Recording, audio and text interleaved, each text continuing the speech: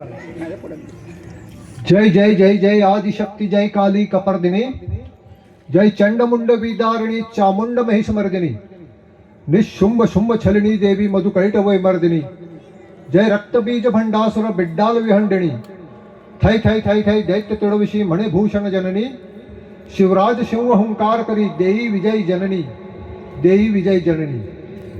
आदिशक्ती तुळजा भवानीचं या 4 ओळींमध्ये वर्णन केलेलं आहे आणि तिने शिवरायांना विजयाचं वरदान द्यावं असं साकडं या 4 ओळींमध्ये घातलेलं आहे।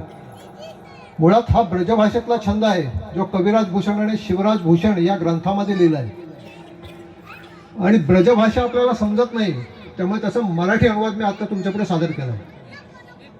छत्रपती शिवाजी महाराज हे जर आपल्याला समजून घ्यायचे असतील तर छत्रपती शिवाजी महाराजांच्या काळात त्यांच्याविषयी कोणी कोणी काय लिहिलं ते आपण तपासून पाहिलं पाहिजे। आज छत्रपती शिवाजी महाराज हे राजकारणातलं चलनी नाणं झालंय। प्रत्येक राजकीय पक्ष तो आपल्या मताचा असल्याचा आविर्भावात भाषण ठोकत असतो आणि आधुनिक काही गोष्टी शिवाजी महाराजांना चिकटवण्याचा प्रयत्न करत असतो। छत्रपती शिवाजी महाराज कसे दिसत होते हे पाहण्याची ओढ आपल्या सगळ्यांनाच लागलेली असते। आपण अनेक आधुनिक चित्र पाहतो पण प्रत्यक्ष छत्रपती शिवाजी महाराजांच्या काळात त्यांना पाहून काही चित्रकारांनी चित्र काढलेली आहेत। ती चित्र पाहिल्यानंतर आपल्याला शिवाजी महाराज कसे दिसत होते याचा थोडासा अंदाज येईल।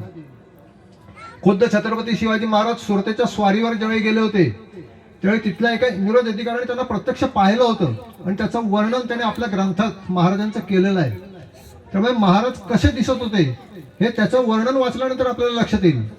पण महाराज कसे होते हे जाणून घ्यायचं असेल तर आजच्या लेखकांवर विश्वासून चालणार नाही आणि ज्यांच्या डोक्यात राजकारण आहे त्यांचं तर अजिबात ऐकायचं नाही हे लक्षात घ्या। छत्रपती शिवाजी महाराज जर समजून घ्यायचे असेल तर त्यांचे जे सवंगडी होते त्यांच्यासाठी जीव ओवाळून टाकणारे जे कार्यकर्ते सरदार होते त्यांनी लिहिलेली पत्र आजही उपलब्ध आहेत। ती पत्र आपण मुळातून जाऊन वाचली पाहिजेत तर शिवाजी महाराज नेमकं काय करत होते कशासाठी करत होते आपल्याला लक्षात येईल। कवी भूषण याची माझी भेट जवळजवळ 40 वर्षांपूर्वी दहिसरच्या रेल्वे स्टेशनवर झाली। दुर्गादास नावाचा एक केरळचा कार्यकर्ता होता, केरळचा माणूस होता, मित्र होता माझा। त्याने मला एक छोटंसं कार्ड भेट दिलं त्याच्यात शिवाजीचे चित्र होतं आणि त्याच्या मागे 2-4 ओळी लिहिलेल्या होत्या ज्यावेळी लता मंगेशकरने अजरामर करून ठेवलेल्या आहेत। कवी भूषणचं बाकीचं साहित्य आपल्याला कोणाला माहिती नाही आहे पण हृदय मंगेशकरांनी जी चाल दिली आहे आणि स्वर्गीय लता मंगेशकरच्या सुरावटीत आपण ते बऱ्याचदा ऐकलंय, आपल्या सगळ्यांना ते अतिशय प्रिय आहे। त्या 4 ओळी अशा होत्या। इंद्रजनी जंब पर बाळवसु अंब पर रावण सदंब पर रघुकुल राज है पावन बारी बाह पर शंभुरती नाह पर जो सहस बाह पर रामद्विज राज है दावा द्रुम दंड पर चीतामृग झुंड पर भूषण वितुंड पर जैसे मृग राज है तेजतम अंश पर कान्हजिनी कंस पर यो मलिच्छ बंस पर सैर शिवराज है। हा छंद सगळ्यांना ऐकलाय ना? ऐकलाय ना? याचा अर्थ समजतोय का? हे ज्यावेळी कानावर पडतो त्यावेळी रक्त सळसळायला लागतं, त्याचा आवेश कुठेतरी आपल्या अंतःकरणात भिडतो पण त्याचे शब्द आपल्याला कळतच नाही, त्याचा अर्थ आपल्याला कळतच नाही। बरोबर आहे ना? तो अर्थ कधीतरी आपण जाणून घेणार आहोत का? कारण कवी भूषण हा छत्रपती शिवाजी महाराजांच्या दरबारातला राजकवी होता। रायगडवर तो 4 वर्ष राहिला, तिथे राहून त्याने शिवराज भूषण हा ग्रंथ लिहिला, महाराजांना तो अर्पण केला, त्याने खुद्द महाराजांविषयी लिहिलंय आणि त्यानंतर पूर्ण आयुष्यभर तो सगळीकडे उत्तर भारतात फिरलाय। मला जर कविता करायची असेल एखाद्या राजकीय नेत्याकडे जाऊन आणि काही देणगी मिळवायची असेल तर त्या राजनेत्याचं वर्णन मी करेन। मग शरद पवारांकडे जाईन, फडणवीसांकडे जाईन तर त्यांची स्तुती करेन आणि त्यांच्याकडून देणगी द्यायचा प्रयत्न करेन। पण कविराज भूषण असा वेगळा आहे, तो महाराष्ट्र उत्तर भारतात सगळीकडे फिरतोय। जिथे मुघलांची सत्ता आहे, मुघलांचे अंमलदार आहेत, त्यांच्या पुढे जाऊन तो काव्य गायन करतोय आणि तो काव्य गायन कोणावर करतोय? शिवाजी महाराजांवर करतोय। त्याला ते देणगी देतील का की आतून लावतील? पण भूषणाने हे काम आयुष्यभर केलेलं आपल्याला पाहायला मिळतं आणि त्यामुळे त्याचा तो ग्रंथ जो आहे तो काळजीपूर्वक आपण वाचला पाहिजे। तो जर वाचला तर शिवाजी महाराज हे नेमके काय आहेत हे आपल्याला समजून येईल। तुम्हाला आंधळ्यांची गोष्ट माहिती आहे, 7 आंधळे असतात आणि त्यांच्या पुढे हत्ती असतो, पण हत्ती त्यांना दिसत नसतो, तो प्रत्येक जण वर्णन करत असतो। कोणतरी कानाला हात लावतो, तो म्हणतो हत्ती हा सुपासारखा आहे, कोण त्याच्या पायाला हात लावतो, तो म्हणतो हत्ती हा खांबासारखा आहे। आज आपली अवस्था सगळ्यांची ती झाली आहे। आज आपण आंधळ्यासारखं नको त्यांचं साहित्य वाचतो आणि शिवाजी महाराजांविषयी वेगवेगळ्या कल्पना करतो। काही जण सांगतात छत्रपती संभाजी महाराजांची तलवार 50 किलोची होती. 50 किलोची तलवार उचलता तरी येईल का? दाराशिंगला तरी उचलता येईल का? आणि उचलेल पण तो फिरवू शकेल का? खरं तर स्वराज्यातल्या तलवारी ह्या 1 किलोपेक्षा जास्त नाही आहेत. लक्षात घ्या, तुम्ही सगळ्या शिवकालीन तलवारी तपासून पहा.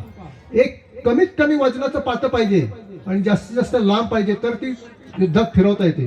त्यामुळे काही वाटेल तर कवी कल्पना हे लोक सांगतात आणि भीम आणि जरासंधाच्या ह्याला नेऊन काल्पनिक कथांना नेऊन महाराजांना नेऊन ठेवतात.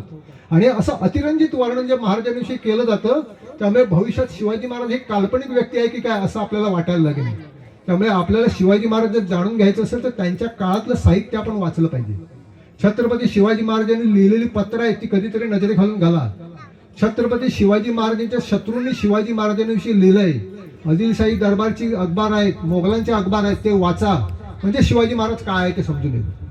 आज सर्व धर्म समभाव, सेक्युलरिझम, लोककल्याणकारी राजा, शेतकऱ्यांचा राजा, ह्या सगळ्या आधुनिक कल्पना आहेत. पण महाराज 16व्या शतकात जन्माला आले त्या काळाचं ते अपत्य आहे. छत्रपती शिवाजी महाराजांची जी जडणघडण झाली आहे ना त्याच्या मागे गेल्या 2000-5000 वर्षाची भारताच्या परंपरेचा त्यांच्यावरचा ठसा आहे. तो आपल्याला वेळोवेळी दिसून येतो. छत्रपती शिवाजी महाराजांचं स्वराज्य केवढंसं होतं? अगदी चिमुकलं होतं. छत्रपती शिवाजी महाराजांनी कल्याण भिवंडी ज्यावेळी जिंकलं म्हणजे साधारणपणे स्वराज्य स्थापनेनंतर एक 15-1 वर्षातला तो अंतर असेल, त्यावेळी एक जॉन फ्रायर नावाचा माणूस मुंबईवरून जुन्नरकडे निघाला होता. ब्रिटिश होता आणि तो कल्याण भिवंडीत येऊन राहिला होता. नुकतंच कल्याण भिवंडी महाराजांनी जिंकलेलं होतं आणि त्यावेळेचं सगळं वर्णन त्याने आपल्या ग्रंथात लिहून ठेवलंय. तो वर्णन करतो की कल्याण भिवंडी हे आदिलशाहीचं मोठं ठाणं होतं. मोठमोठ्या मशिदी होत्या आणि सगळं मशिदींचं तर शहर, पण आज त्या सगळ्या मशिदी ओस पडल्या होत्या. अनेक मशिदी उद्ध्वस्त झाल्या होत्या आणि या सगळ्या मशिदींमध्ये मराठ्यांच्या सैनिकांच्या छावण्या होत्या. घोडे बांधलेले होते, गोठे करून ठेवलेले होते. ह्या जॉन फ्रायरची उतरण्याची व्यवस्था सुद्धा एका अशा पडक्या मशिदीत केलेली होती. आणि ज्या मराठा सरदाराने ती व्यवस्था केली त्या मराठा सरदाराकडे महाराजांविषयी त्यांनी चौकशी केलेली आपल्याला पाहायला मिळते. तो चौकसपणे महाराजांचं सैन्य किती, महाराजांचं नेमकं ध्येय काय, महाराजांना काय काय जिंकायचं अशी बारीक वर्णन करताना दिसतो. इंग्रजांची ही चौकस दृष्टी आहे ना ही आपण लक्षात घेतली पाहिजे आणि तो एक गुण आहे तो आपण आत्मसात करायला पाहिजे. या चौकस दृष्टीमुळे इंग्रजांनी पुढे आपल्या देशावर राज्य केलेलं आहे, आपलं लक्षात घ्या.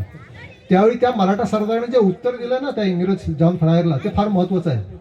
तो म्हणतो माझ्या राजाला सिंधू नदीपर्यंतचा पर्यंत जिंकून घ्यायचं आहे. लक्षात घ्या, एका जिल्ह्यावर राज्य आहे त्यावेळी महाराजांचं, पण त्यावेळी महाराजांच्या शेवटच्या सैनिकापर्यंत महाराजांनी आपलं ध्येय पोहोचवलं होतं. तो सांगतो मला माझ्या महाराजांना सिंधू नदीपर्यंत स्वराज्य जिंकायचं करायचं आहे. संपूर्ण हिंदुस्थान मुक्त करण्याचं महाराजांचं स्वप्न होतं. महाराज हे फक्त महाराष्ट्रापुरते नव्हते, महाराज हे फक्त महाराष्ट्रापुरते नव्हते, ते अख्ख्या देशाचे राजे होते आणि सगळा हिंदुस्थान त्यांना म्लेच्छांपासून मुक्त करायचा होता हे आपल्याला लक्षात येते. आणि यासाठी छत्रपती शिवाजी महाराजांच्या काळातलं मूळ संदर्भ साधनं आपण अभ्यासणं फार गरजेचं आहे. आपल्याला अफजल खान शिवाजी महाराजांची भेट माहिती आहे. काही प्रसंग आजही बऱ्याच ठिकाणी सादर केले जातात, आपण नाटकातून तो पाहतो. आणि बऱ्याचदा आपल्या मनात एक कल्पना असते की महाराजांची आणि अफजल खानाची ज्यावेळी भेट झाली त्यावेळी अफजल खानाने पहिला हल्ला नाही केला की महाराजांनी केला असा आपल्याविषयी वाद चालतो. लक्षात घ्या, अफजल खान आणि शिवाजी महाराज यांच्या शारीरिक बलाचं वर्णन आपल्याला इतिहासाच्या अनेक साधनांमधून तत्कालीन पत्रांमधून पाहायला मिळतं. खरोखरच जर अफजल खानाने पहिला हल्ला महाराजांवर केला असता तर महाराज जिवंत राहिले असते का हा मोठा प्रश्न आहे. छत्रपती शिवाजी महाराजांनी अफजल खानाची भेट घेताना व्यवस्थित यंत्रणा राबवलेली दिसते. जावळीचं सगळं खोरं त्यांनी बंदोबस्ताने व्यापलं होतं. मावळे जागोजागी पेरलेले होते आणि त्यांना स्पष्ट आज्ञा होत्या की आमची भेट होईल, आमच्या भेटीतून कोणीही जिवंत बाहेर येईल, पण त्यानंतर तुम्ही एकच काम करायचं आहे, आलेल्या सगळ्या मोगलांना आदिलशाही सरदारांना कापून काढायचं आहे. मी जिवंत नाही आलो तरी शंभू बाळाला गादीवर बसवायचंय आणि स्वराज्य पुढे न्यायचंय. इतकी स्पष्ट कल्पना दिलेली होती. प्रत्यक्ष भेटीत काय झालं असेल ह्याचा फक्त आपण अंदाज करू शकतो, पण महाराजांनी ह्या सगळ्या गोष्टी लिहून ठेवलेल्या नाही आहेत. तत्कालीन त्यावेळी कोणी ती प्रत्यक्ष भेट पाहिली त्याने काहीच लिहून ठेवलेलं नाही, पण आपण अंदाज करू शकतो. जनरल थोरातांचं एक उदाहरण आहे. ब्रिटिश काळात ते ब्रिटिश सैन्यामध्ये होते, नंतर स्वतंत्र भारताचे मोठे अधिकारी होते. ब्रिटिश काळामध्ये अफगाणिस्तानच्या बॉर्डरवर त्यांची नेमणूक केलेली होती आणि तिथे एक अफगाणी सरदार अत्यंत दरोडेखोर असा माजलेला होता आणि तो अनेक इंग्रज अधिकाऱ्यांना भेटीला बोलवायचा आणि भेटीला बोलून त्यांचा काटा काढायचा आणि त्याचा बंदोबस्त करण्याची जबाबदारी थोरातांकडे होती. त्यावेळी थोरातांनी असं वर्णन केलंय की त्याने मला भेटीला बोलवलं. एका तंबूमध्ये आम्ही बसलेलो होतो. समोर त्याच्या हातात रायफल होती, माझ्या हातात एक पिस्तूल होतं आणि एकमेकांसमोर आम्ही बोलत होतो. बोलता बोलता एका क्षणी त्याच्या नजरेत असं मला काहीतरी चमकल्यासारखं वाटलं. मी तात्काळ माझं पिस्तूल उचललं आणि त्याच्यावर झाडलं. त्यानेही त्याची वेळी त्याची बंदूक उचललेली होती, पण एका क्षणाचा अवधी मी लवकर गोळी झाडली म्हणून मी वाचलो. छत्रपती शिवाजी महाराजांच्या काळात देखील असंच काहीतरी झालं असणार असं थोरातांनी लिहून ठेवलंय आणि ते वास्तव आहे.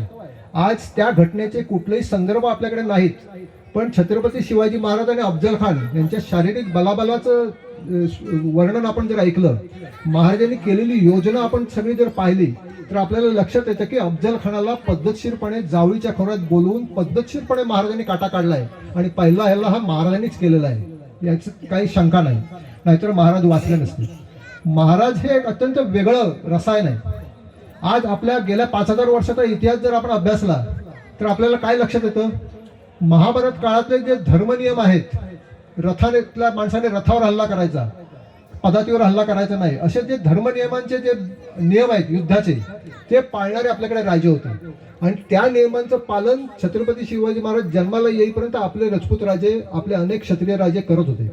राजस्थानचा इतिहास पराक्रमाने भरलेला आहे.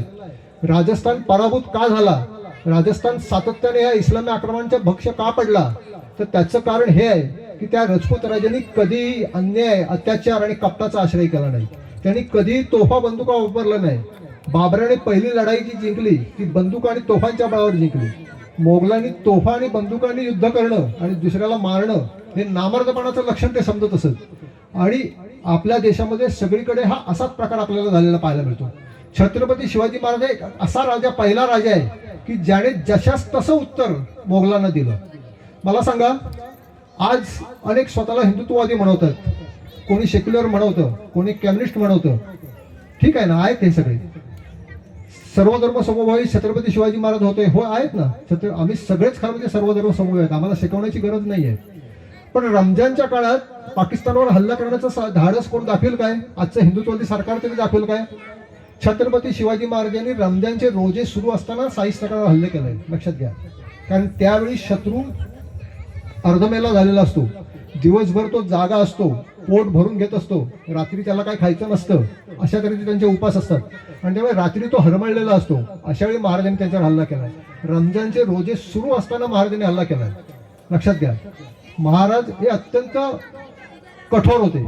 त्यांनी धर्मनियमांना प्रसंगी मुरड घातली, धर्मनियमांच्या पुढे त्यांनी उडी घेतली.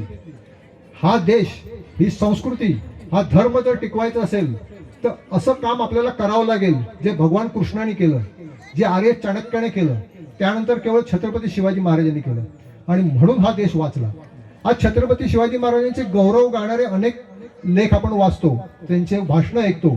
मग तो जनतेचा राजा आहे, रयतेचा राजा आहे, स्त्रीचं संरक्षण करणारा राजा आहे, सर्व धर्मांना सारखा न्याय देणारा राजा आहे, जातीपातीत भेदभाव न करणारा राजा आहे. हे सगळं वर्णन आपण वाचतो. पण महाराजांचं एवढंच वर्णन आहे का हो? महाराजांच्या आधीचे सगळ्या राजांची वर्णनं वाचा, ते याच्यापेक्षा वेगळे होते का? 2000-2500 वर्षापूर्वी सम्राट अशोकाने संपूर्ण देशभर जे शिलालेख लिहून ठेवले ते कधीतरी आपण वाचले पाहिजे. आज एकतर पंतप्रधानांना आपलं भाषण जर पोहोचवायचं असेल तर ते रेडिओवरून बोलतात किंवा पोस्टर करून जागोजाग छापतात. जनतेपर्यंत तो संदेश पोहोचवायचा असतो. सम्राट अशोकाने असे लेख लिहून ठेवले आहेत, देशभर सगळीकडे शिलालेख कोरलेले आहेत आणि त्या शिलालेखांचा मजकूर एकच आहे. त्यातलं जे लिखाण आहे ना, ते खरं म्हणजे शाळांमध्ये आजही कोरून ठेवलं पाहिजे, ते कधीतरी आपण वाचलं पाहिजे. त्याने असं म्हटलंय की जैन भिक्षू आणि ब्राह्मण, श्रमण या सगळ्यांचा सारखा आदर करा, परमताचा आदर करा. परमतावर ज्याची निंदा करता, परधर्माची ज्यावेळी निंदा करता त्यावेळी त्या धर्माची तुम्ही निंदा करत असता, तुम्ही स्वतःच्या धर्माची निंदा करत असता. हे 2500 वर्षापूर्वी अशोकाने लिहून ठेवलंय. सम्राट अशोक, तो अशोक हा बौद्ध धर्माचा राजा म्हटला जातो, पण त्याने ज्या गुहा करून ठेवल्या त्या आजीवक साधूंसाठी कोरलेल्या आहेत. जैनांचे जे आधी पूर्वज आहेत आजीवक साधू, त्यांच्यासाठी कोरलेल्या गुंफा या दशरथाने कोरलेल्या आहेत. सांचीचा जो बौद्ध स्तूप आहे, सांचीचा जो बौद्ध स्तूप आहे तो शुंग राजांच्या काळात बांधला गेलेला. आणि शुंग राजे हे वैदिक राजे होते, यज्ञ करणारे राजे होते, आणि त्यांच्या काळात बौद्ध धर्माचा मोठा सांचीचा स्तूप निर्माण केला गेला. महाराष्ट्रात अनेक बौद्ध लेणी आहेत आणि सगळी बौद्ध लेणी सातवाहनांच्या काळात कोरलेली आहेत. हे सातवाहन राजे सगळे वैदिक राजे होते. त्यामुळे सर्व धर्मांचा आदर कसा करायचा हे आम्हाला शिकवण्याची कोणी गरज नाहीये, आणि तो आमच्या रक्तामध्ये आहे, ह्या संस्कृतीच्या मातीमध्ये तो आहे. महाराजांपर्यंत जे पूर्वी राजे होऊन गेले सगळ्या राजांची चरित्र पहा. हे सगळे राजे सर्व धर्म मताचा आदर करणारे आपल्याला दिसतील. परधर्मावर अन्याय करायचा, अत्याचार करायचा ही सुरुवात मोहम्मद घोरी पासून सुरू झाली, अल्लाउद्दीन खिलजी पासून सुरू झाली. त्यावेळी ही वेगळी विचारधारा देशात आली, लक्षात घ्या. त्यामुळे सर्व धर्म समूहाचा डंका किंवा हे उगाच सांगणं हे छत्रपती शिवाजी महाराजांचं वेगळं पण लपवण्यासाठी केलेलं कारस्थान आहे. छत्रपती शिवाजी महाराजांनी या मोगली सरदारांना जशाच तसं उत्तर दिलं. प्रतापगडचं जे युद्ध आहे, प्रतापगडच्या युद्धामध्ये महाराजांनी एकही शत्रू सैनिक जिवंत जाऊ नका म्हणून सांगितलेलं होतं. जो शस्त्र हाती धरेल, ज्याने शस्त्र टाकलं नाही अशा कोणाला जिवंत जाऊ देऊ नका. आणि प्रतापगडच्या युद्धात इतकी मोठी कत्तल झाली आदिलशाही सरदाराची की सैन्य गर्भगळीत झालं आणि पळत सुटलं. आणि त्यानंतर पुढच्या वर्षभरामध्ये जावळीच्या खोऱ्यापासून पन्हाळगडपर्यंत या सह्याद्रीच्या घाटाने महाराज घोडदौड करत गेले.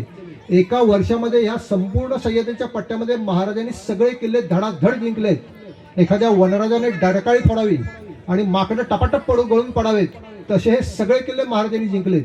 आणि हा सगळा प्रभाव कत्तलीचा आहे, कारण हेच सूत्र मोहम्मद घोरी, अल्लाउद्दीन खिलजी यांनी राबवलं होतं. कत्तल करून समोरच्या शत्रूला गडबडगडीत करायचं, त्यांना भयभीत करायचं आणि विजय मिळवायचा. हे सूत्र महाराजांनी त्यांच्याच विरुद्ध वापरलेलं दिसून येते. महाराजांनी त्यांना जशाच तसा न्याय द्यायचा धडा शिकवलेला आहे. गोव्याच्या बॉर्डरला आपण राहतो. गोव्यामध्ये पोर्तुगीजांनी अत्यंत अनवणित अत्याचार सुरू केलेला होता. तिथे त्यांनी ऑर्डर काढली होती की आमच्या राज्यातून सगळ्यांनी न्यायसेवा, एक तर ख्रिश्चन धर्म स्वीकारा, नाही तर इथलं तुमची संपत्ती सोडून इथून पळून जा, अशी ऑर्डर गोव्याच्या व्हायसरायने सोडलेली होती. आणि त्यावेळी महाराजांनी गोव्यावर आक्रमण केलंय, गोवा जिंकून घ्यायचा प्रयत्न केलाय. त्यांनी 2 फादर पकडलेले आहेत आणि याचे संदर्भ आहेत. तुम्ही पोर्तुगाल दप्तर वाचा, त्याच्यामध्ये तुम्हाला हे संदर्भ दिसतील. त्यांनी 2 फादर पकडले आणि त्यांना सांगितलं की तू हिंदू हा, नाहीतर मी तुमचा शिरच्छेद करतो. ते हिंदू व्हायला तयार झाले नाहीत. महाराजांनी त्यांचा शिरच्छेद केलाय, लक्षात घ्या. कळलं की नाही? ह्या घटना घडलेल्या आहेत. ज्या शिवाजी महाराजांना आपण सर्व धर्म समभावी म्हणतो त्या महाराजांनी जशाच तसं उत्तर दिलेलं आहे. महाराजांनी तामिळनाडूमध्ये एक मशीद केलेलं मंदिर होतं, ती मशीद पाडून पुन्हा त्याचं मंदिर केलेलं आहे. महाराजांनी फार मोजकी मंदिरं बांधलीत, अतिशय मोजकी, पण ती सगळी मंदिरं अन्याय अत्याचाराला बळी पडलेली मंदिरं होती. आपल्याकडे सप्तकोटेश्वराचं गोव्यातलं मंदिर, या गोव्याच्या मंदिरावर किती अत्याचार पोर्तुगीजांकडून झाला होता तो कधीतरी वाचा. म्हणून ते सप्तकोटेश्वराचं मंदिर महाराजांनी बांधलं. महाराजांनी स्पष्टपणे सांगितलं की माझी माणसं जर तुम्ही बाटवाल तर तुम्ही शुद्ध करून घेईन, माझी मंदिरं तुम्ही पाडाल तर मशिदी पुन्हा तिथल्या पाडीन आणि पुन्हा मंदिर उभं करेन. महाराजांनी धर्म म्हणून कोणाला अन्याय केला नाही. महाराजांनी युद्धात सापडलेली कुऱ्हाडीची प्रत सन्मानाने रक्षण केली. पण तुम्ही अन्याय अत्याचार करून आम्हाला घाबरवून सोडणार असाल तर तसेच अन्याय अत्याचार आम्ही देखील करू शकतो, अशी दहशत महाराजांनी निर्माण केली. आणि ही दहशत निर्माण केली म्हणून हिंदू धर्म वाचला. छत्रपती शिवाजी महाराजांचं सगळ्यात मोठं जर काय काम असेल तर हिंदू धर्माचं संस्थापन, आपल्या संस्कृतीचं रक्षण केलं. आज अफगाणिस्तान, मक्का, मदिना इथपासून संपूर्ण जगाचा नशा आहे सिंगापूरपर्यंत जरा पहा.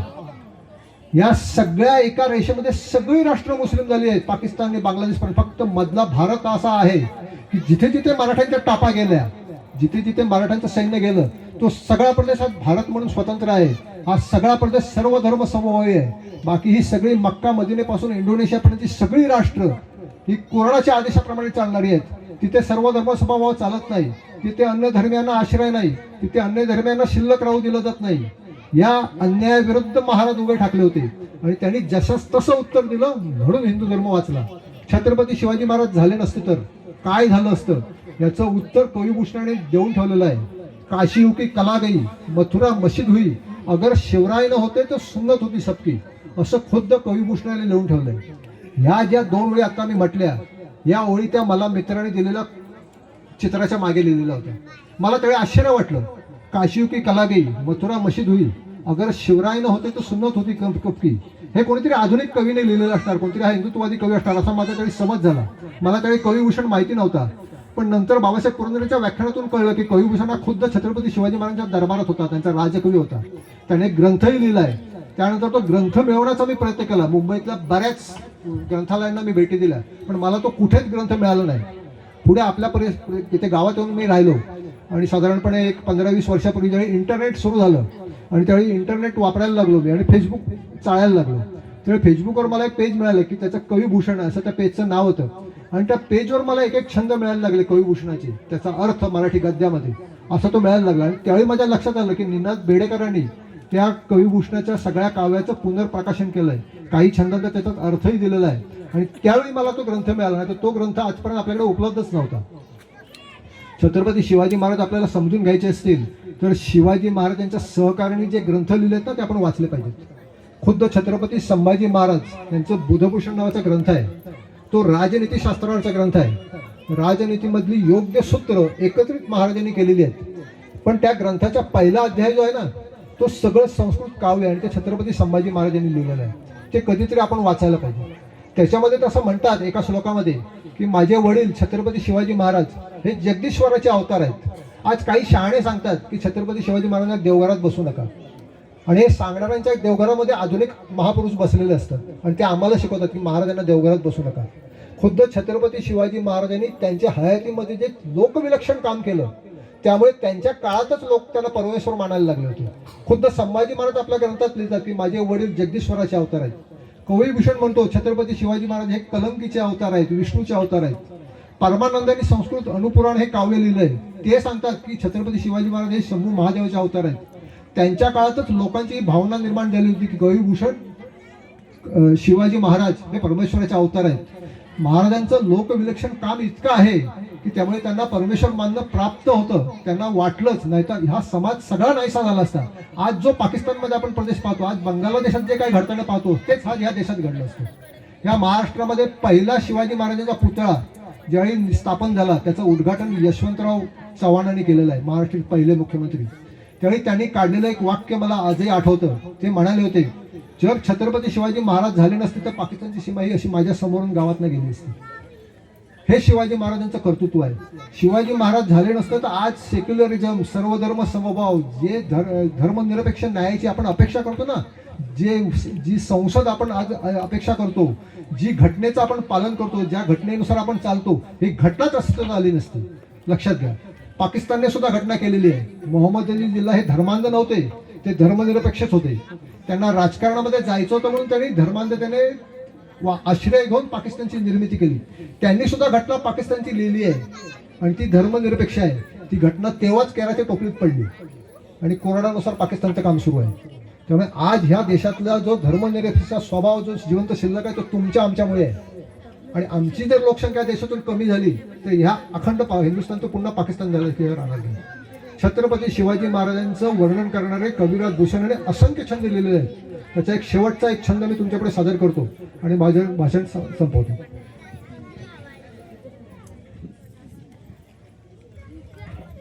पैज प्रतिपाल भूमि भार को हमाल चहो, चक्क को कमाल भयो दंडत जिहान को, साहन को साल भयो ज्वारी को जवाल भयो, हर को कृपाल भयो हार के विधान को, वीर रस ख्याल शिव राजभुव पालतु, हाथ को विशाल भयो भूषण बखान को, तेरो करो वाल भयो दक्षिण को ढाल भयो, हिंदू को दिवाल भयो काल तुर्कान को, हिंदू को दिवाल भयो काल तुर्कान को. याचा मराठी अनुवाद मी केलाय, तो सादर करतो म्हणजे तुम्हाला अर्थ समजेल. इच्छित ते साध्य करीत पृथ्वीचा भार धरीत, अंमल चारी दिशात शासन जगतासे. आपल्या मनात जी इच्छा आहे ते जिंकून घेणारे, सगळ्या पृथ्वीचा भार स्वतःच्या शिरावर धारण करणारे असे छत्रपती शिवाजी महाराज आहेत. इच्छित ते साध्य करीत पृथ्वीचा भार धरीत, अंमल चारी दिशात शासन जगतासे.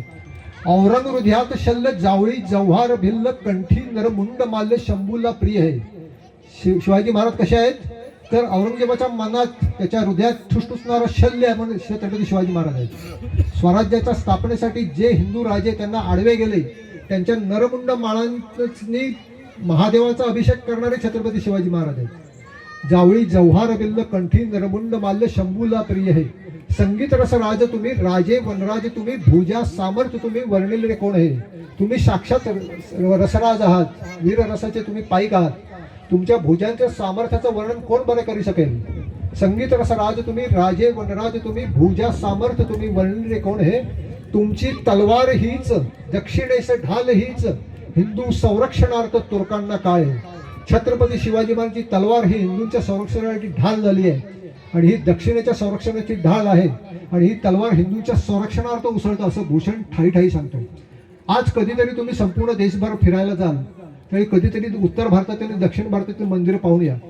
उत्तर भारतातली असंख्य मंदिरं आहेत पण ही सगळी 300 वर्षांनंतरची आहेत. काशीमध्ये 1000 मंदिरं आहेत पण ती सगळी मराठा काळातली आहेत. त्याच्या काळातली आधीची सगळी मंदिरं मोगलांनी उद्ध्वस्त केली आहेत. उत्तर भारतात जिथे जिथे जाल तिथे तिथे सगळी मंदिरं उद्ध्वस्त दिसतील पण दक्षिण भारतामध्ये 1000 वर्षापूर्वीची मंदिरं आजही जशीच्या तशी साबूत आहेत. बृहदेश्वर मंदिर त्याला 1000 वर्षात नुकतंच पूर्ण झालं. राजराजा चोलाने ते मंदिर बांधलं होतं. ते मंदिर आज जसं तसं शिल्लक राहिलं दिसतं आणि हे श्रेय जर कोणाचं असेल तर शहाजीराजे भोसले, छत्रपती शिवाजी महाराज, छत्रपती संभाजी महाराज आणि पुढच्या सगळ्या छत्रपतींना हे श्रेय जातं. हे सगळे ह्या सीमेवर ढाल बनून राहिले म्हणून उत्तरेतून येणारी सगळी इस्लामी आक्रमणं महाराष्ट्रात तुंबून पडली, दक्षिणेत पोहोचू शकली नाहीत म्हणून हे मंदिरं शिल्लक आहेत. हे कधी विसरू नका. जय शिवराय.